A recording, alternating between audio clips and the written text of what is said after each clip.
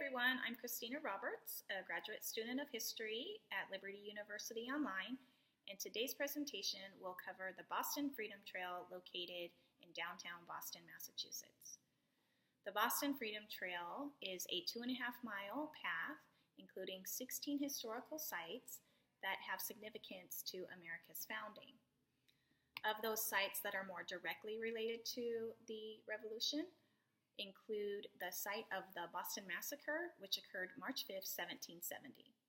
This is sometimes referred to as the event that led to the American Revolution, and one of the casualties, Crispus Attucks, is sometimes referred to as the first casualty of the American Revolution. Another site directly related is Boston Common, established in 1634 and is known as America's oldest public park. It would be here that the British Redcoats would use as a training field, and they would march from here on to Lexington and Concord, America's first revolutionary battles. The Boston Freedom Trail was founded in 1950 and given the name in 1951. The sites are individually managed and have various historical significance. In his article, Revolution in Boston, 8 Propositions for Public History on the Freedom Trail, Alfred F. Young questions whether the Freedom Trail falls into the category of an exclusively celebratory history. He points to the time period under which it was founded, specifically right after World War II during the Cold War, as putting it at risk for being viewed through the lens of its heroes only. And those who were considered heroes in the 1950s were not necessarily those who were considered heroes right after the American Revolution, or even today. In this regard, he states that the elite chose to erase radical or popular history. When he's talking about popular history, he's referring to events such as the Boston Tea Party or the Boston Massacre.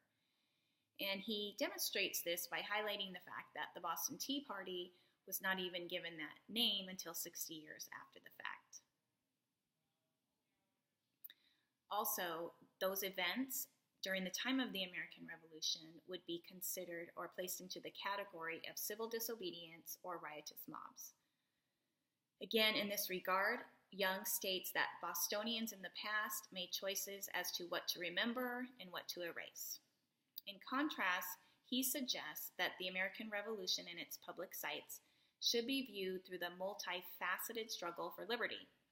On the one hand, you had the struggle for liberty from Great Britain, seen through the primary characters such as George Washington, John Adams, and Thomas Jefferson.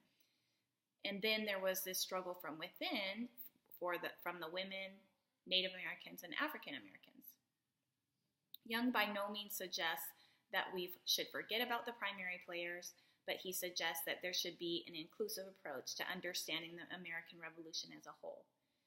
This inclusive history would include characters such as Abigail Adams, who famously told her husband to remember the ladies, Prince Hall, a free African American who confronted the Massachusetts legislature in the old State House with petitions to free the slaves, Isaac Backus, who traveled to the Continental Congress to plead for religious liberty and who would later be pivotal in pushing for separation of church and state.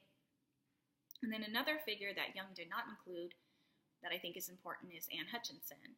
The old corner bookstore along the Freedom Trail was built on what used to be occupied by Anne Hutchinson.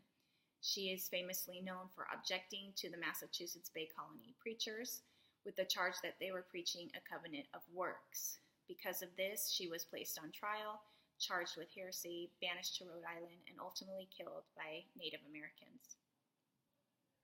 Today, the Boston Freedom Trail offers various tours with specific themes. For example, the Walk into History tour highlights 11 historical sites with a revolutionary theme. The African American Patriots tour includes a focus on pivotal African Americans such as Crispus Attucks, Phyllis Wheatley, and Prince Hall, among others.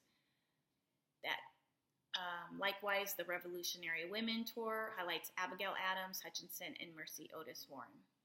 The benefits of visiting the Boston Freedom Trail is multifaceted. It offers a rich history, not only through the lens of America's fight for freedom, from Great Britain, but also for the fight from freedom from within. Alfred Young sums up this multifaceted fight for freedom when he states, "The revolution fits into a long range of vision of America's enlarging and redefining freedom as an ongoing process."